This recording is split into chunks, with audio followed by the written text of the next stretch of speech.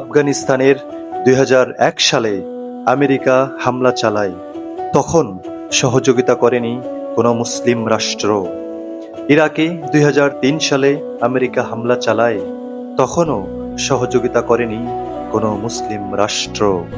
Libya ২০১১ সালে America হামলা চালায়, তখনও সহযোগিতা করেনি কোনো মুসলিম রাষ্ট্র।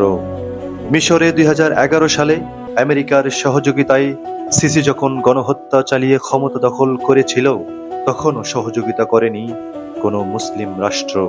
২০২৪-এ আমেরিকা ও ইসরায়েল মিলে ইব্রাহিম রাইসিকে শহীদ করেছিলেন।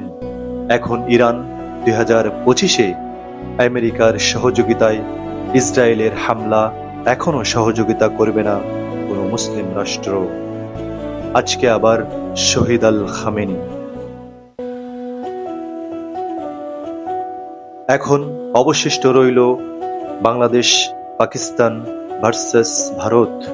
তখনও সহযোগিতা করবে না কোনো মুসলিম রাষ্ট্র।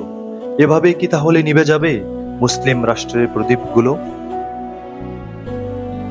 এখনো সময় আছে, এক হও বিশ্বের মুসলিম। হে প্রভু, আপনি ইরানকে গায়েবী সাহায্যে বিজয়ী দান করুন। আমিন।